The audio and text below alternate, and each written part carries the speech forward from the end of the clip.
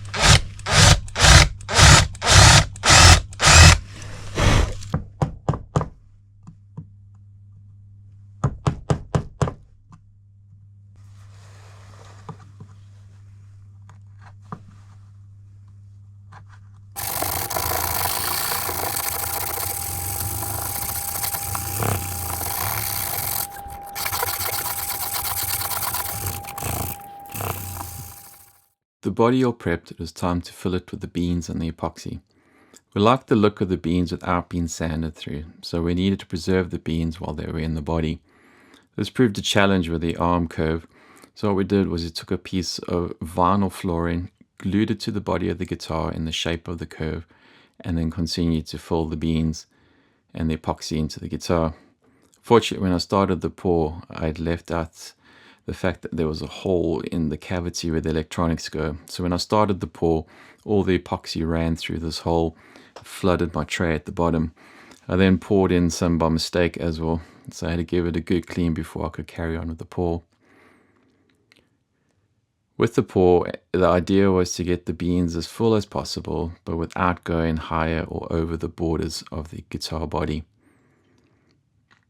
We had to use a few devices to help us to do this. So that was a piece of tile edging, which we were busy working on another job with.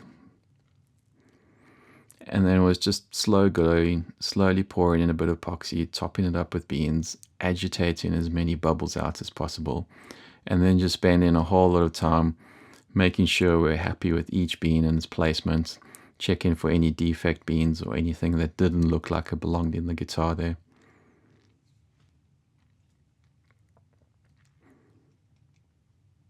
This whole process took ages, and in the morning, all of the epoxy had leaked out through the bottom of the guitar somewhere. It basically stuck the guitar body to the tray in which we were busy pouring it. We had to take our time and be really careful to remove the vinyl flooring. Didn't want to create any damage to the guitar. We then had to break open the tray, use a hammer to gently break off the back. Then I got a chisel and chipped off all the chipboard. Once we got as much off with a chisel as possible, we took a plane and planed it off, and then we spent probably about 10 to 15 hours over the course of a couple of weekends, just sanding and sanding and sanding until eventually the body of the guitar started to reveal itself again. Unfortunately, though, this process was quite brutal. The guitar did end up missing a few chunks of wood along the way, so we tried to fill these up by getting some UV resin and trying to fill the gaps which we had created. This place is mentioned in this video. For the body, since we already had so much resin going through the end grain and drip down the sides, we thought it was best to just do the rest of the body with the epoxy.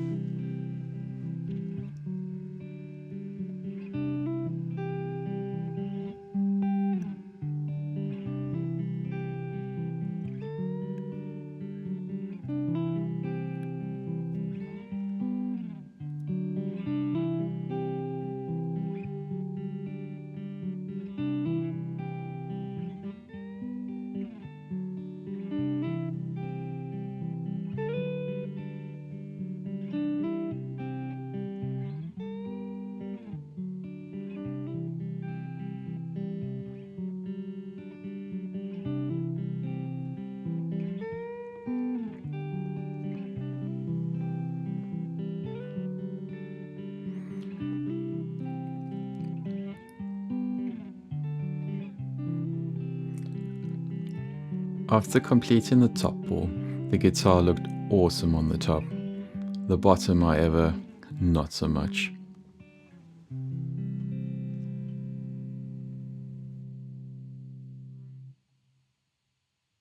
It also later came to light that I hadn't mixed my epoxy right, and so the guitar decided to delaminate.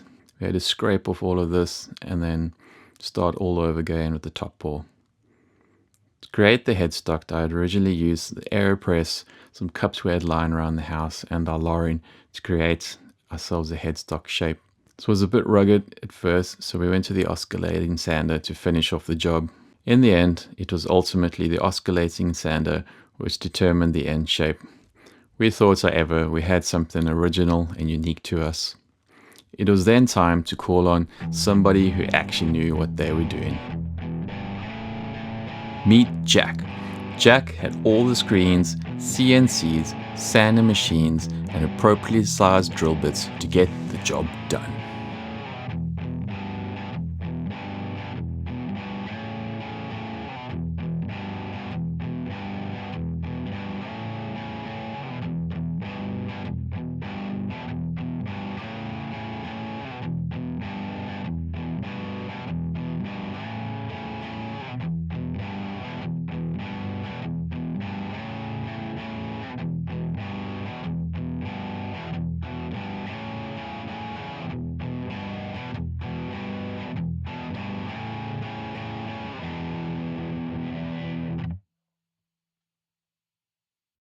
Because there is, there is a radius to your board. Okay. So see if you're hitting or not. Solid. It's lucky. Oh, little rock. Just make sure you're getting that. Like a glove.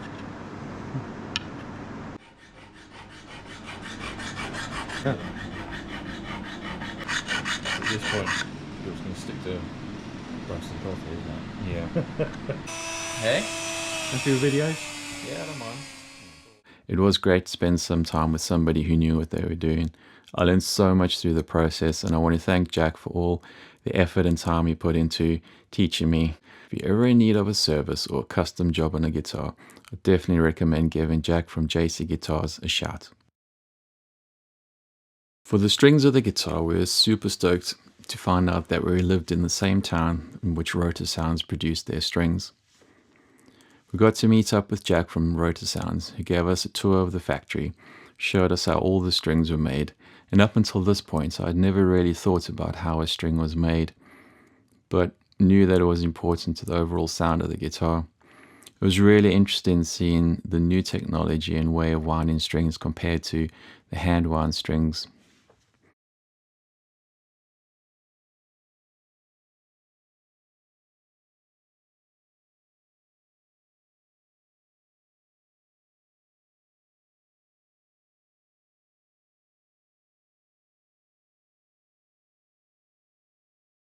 Some of these older machines were the same machines that they would have used to wind the strings for the likes of Mr. Hendrix himself.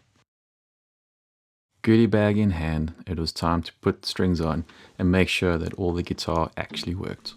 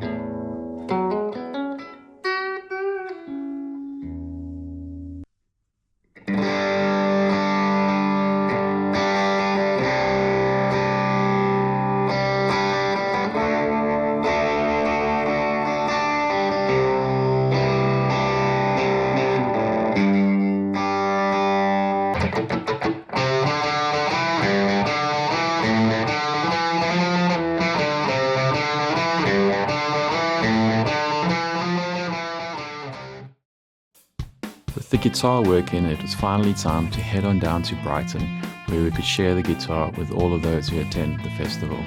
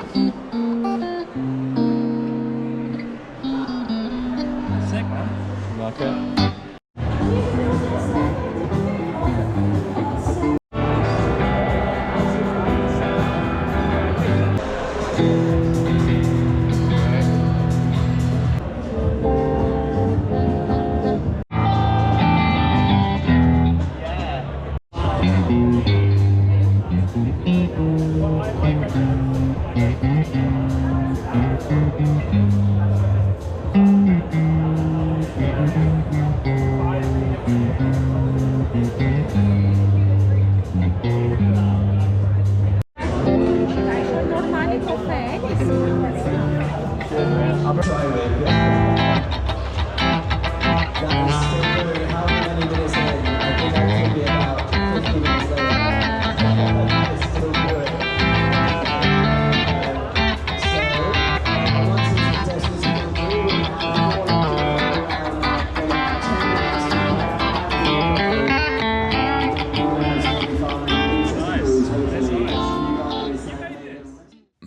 Massive shout out to everybody that came along, played the guitars, made a fuss, bigged us up on social media, and shared a coffee with us. It was great spending time with all of you and having all of you jam on the guitar and tell us just how much you loved it. After all the hard work and effort that had gone on to getting it to this point, it was awesome to have such a positive response from everybody at the Brighton Coffee Festival.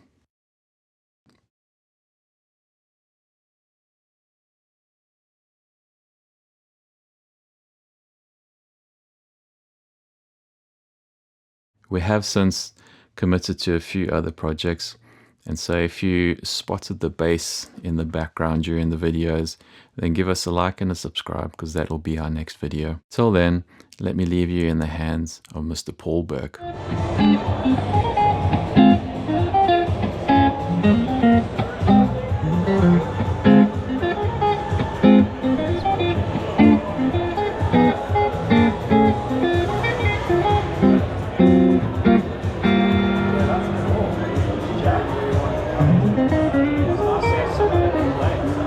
Favorite hotel?